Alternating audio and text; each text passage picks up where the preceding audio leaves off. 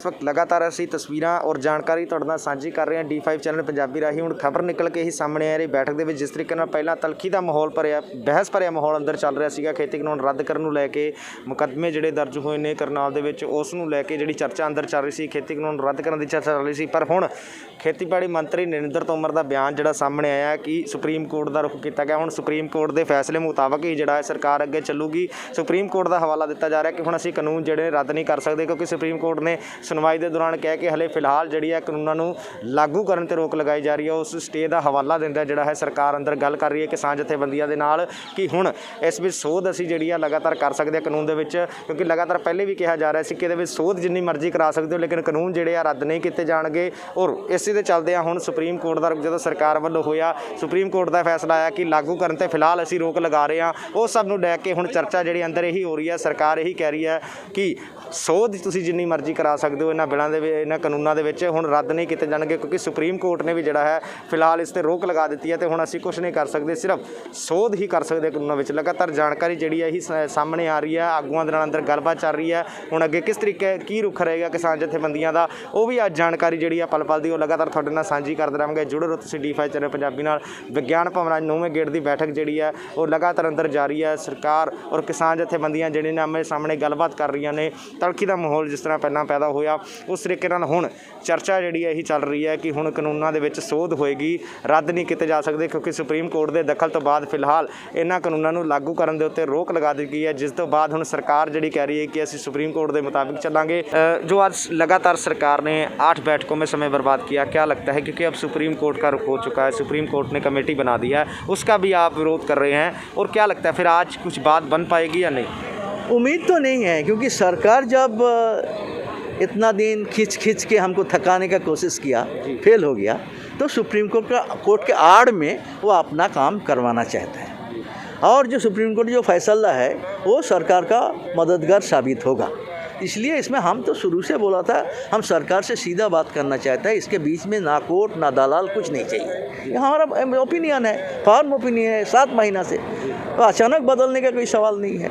तो इसलिए आज जो मीटिंग होगा हमारा एजेंडा 2 है, जो मीटिंग कंटिन्यू हो रहा है। पिछले एजेंडा में था repeal of the act and MSP, ये एजेंडा है, देखता है क्या चर्चा होता है, मगर उम्मीद हमारा ज़्यादा नहीं है। तो मौला जी जिस तरीके से अब सुप्रीम कोर्ट का रुख हुआ, कमेटी बनाने की बात की गई, कमेटी बन भी गई, 4 मेंबर जो बने हैं उसमें, तो वो भी कहीं ना कहीं बताया जा रहा है सरकार के ही पैरोकार हैं, उन्होंने खेती कानून के हकों में लेख लिखे हैं, बात करी है, तो इस हिसाब से फिर किस तरीके से वो कमेटी पर सुप्रीम कोर्ट ने विश्वास किया? तो सुप्रीम कोर्ट बनाया अपना वाइजडम से, मगर हम कैसे बता सकता?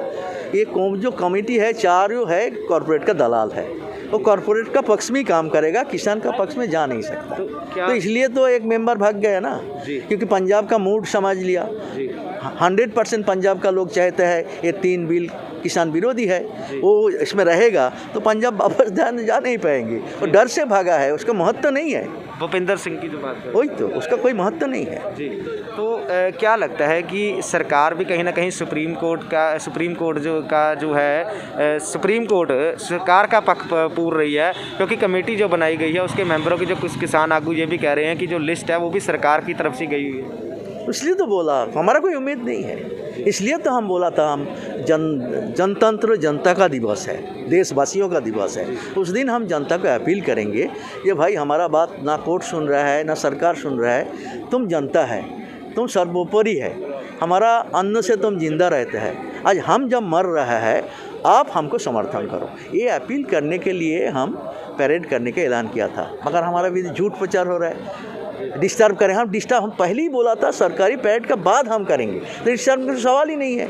और शांतिपूर्ण हम कर रहे हैं 2 महीना शांतिपूर्ण करेंगे, मगर हमको बदनाम करने के लिए झूठ प्रचार चल रहा है, हम करेंगे शांतिपूर्ण रूप से, यही हमारा ऐलान। आखिरी सवाल मेरा, अगर आज भी समय बर्बाद करती है सरकार, वही प्रेजेंटेशन वही पुरानी बातें, क्या रुख रहेगा? और दूसरा गणतंत्र दिवस में जो बातें चल रही हैं उसको मनाने के लिए तैयारियां पूरी हो चुकी हैं, अगर MSP पर आज चर्चा होती है या नया प्रपोजल सरकार लेकर आती है जो आपको मंजूर हो तो क्या करेंगे?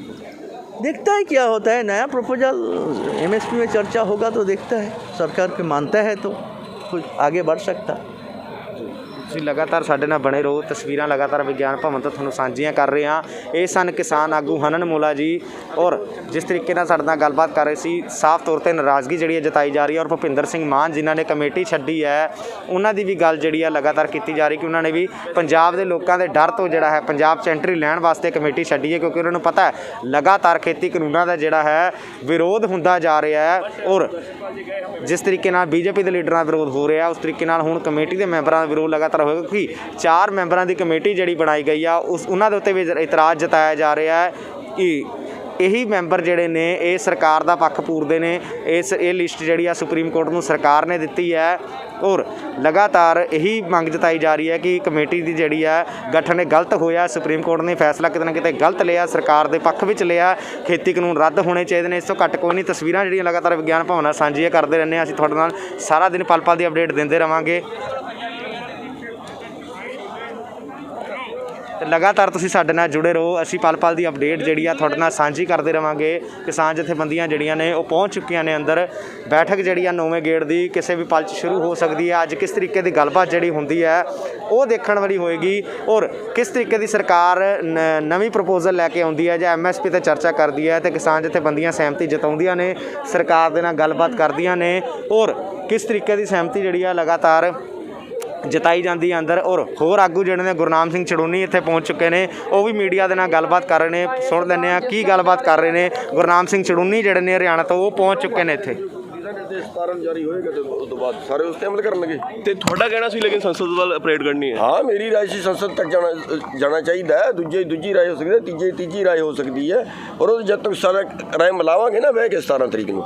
ਅਸੀਂ ਤਮਾਮ ਕਿਸਾਨ ਆਗੂ ਤੋਂ ਪੁੱਛਿਆ ਤੁਹਾਡਾ ਕੀ ਕਹਿਣਾ ਹੈ, ਅਗਰ ਹੁਣ ਆਉਣ ਵਾਲੇ ਟਾਈਮ 'ਚ ਇਹ ਵੀ ਅੰਦਰ ਜਾ ਕੇ ਕਹਿ ਦੇਣ ਕਿ ਸੁਪਰੀਮ ਕੋਰਟ ਹੀ ਚੱਲ ਜਾਓ, ਫਿਰ ਪਹਿਲਾਂ ਵੀ ਪੈਰਵੀ ਕਰ ਚੁੱਕੇ ਨੇ ਨਹੀਂ ਮੰਤਰੀ। ਕੋਈ ਨਹੀਂ, ਸੁਪਰੀਮ ਕੋਰਟ ਤੋਂ ਕੋਈ ਸਾਨੂੰ ਮਨਜ਼ੂਰ ਨਹੀਂ। ਅੱਜ ਦੀ ਮੀਟਿੰਗ ਤੋਂ ਉਮੀਦ ਕਿੰਨੀ ਕੁ ਹੈ? ਕੋਈ ਉਮੀਦ ਨਹੀਂ ਹੈ ਜੀ, ਜ਼ੀਰੋ ਉਮੀਦ ਹੈ। ਤੁਹਾਨੂੰ ਕੀ ਲੱਗਦਾ? ਤੁਸੀਂ ਲਗਾਤਾਰ ਦੇਖਿਆ ਹਰ ਆਗੂ ਦਾ ਇਹੀ ਕਹਿਣਾ ਹੈ ਕਿ ਅੱਜ ਦੀ ਬੈਠਕ ਤੋਂ ਵੀ ਸਾਨੂੰ ਕੋਈ ਉਮੀਦ ਨਹੀਂ ਹੈ। 9ਵੇਂ ਗੇੜ ਦੀ ਬੈਠਕ ਵੀ ਜਿਹੜੀ ਹੈ ਬੇਸਿੱਟਾ ਰਹਿਣ ਵਾਲੀ ਹੈ। ਗੁਰਨਾਮ ਸਿੰਘ ਚੜੂਨੀ ਜਿਹੜੇ ਸੀਗੇ ਉਹ ਲਗਾਤਾਰ ਗੱਲਬਾਤ ਕਰ ਰਹੇ ਸੀ, ਹੁਣ ਮੀਡੀਆ ਦੇ ਨਾਲ ਸਾਰੀ ਜਾਣਕਾਰੀ ਦੇ ਰਹੇ ਸੀ ਕਿ ਅੱਜ ਦੀ 9ਵੇਂ ਗੇੜ ਦੀ ਬੈਠਕ ਵੀ ਜਿਹੜੀ ਹੈ ਉਹ ਬੇਸਿੱਟਾ ਰਹਿਣ ਵਾਲੀ ਹੈ। ਸਰਕਾਰ ਕਿਤੇ ਨਾ ਕਿਤੇ ਕਾਨੂੰਨ ਰੱਦ ਕਰਨ ਦੇ ਪੱਖ ਵਿੱਚ ਨਹੀਂ ਦਿਖਾਈ ਦੇ ਰਹੀ ਹੈ। ਤੁਸੀਂ ਲਗਾਤਾਰ ਸਾਡੇ ਨਾਲ ਜੁੜੇ ਰਹੋ। D5 ਚੈਨਲ ਪੰਜਾਬੀ ਰਾਹੀਂ ਪਲ ਪਲ ਦੀ ਅਪਡੇਟ ਜਿਹੜੀ ਹੈ ਤੁਹਾਡੇ ਨਾਲ ਸਾਂਝੀ ਕਰਦੇ ਰਹਾਂਗੇ। ਬੈਠਕ ਦੇ ਵਿੱਚ ਕਿਸ ਤਰੀਕੇ ਦੀ ਚਰਚਾ ਹੋ ਰਹੀ ਹੈ, ਕਿਸਾਨਾਂ ਨਾਲ ਕੀ ਗੱਲਬਾਤ ਹੋ ਰਹੀ ਹੈ।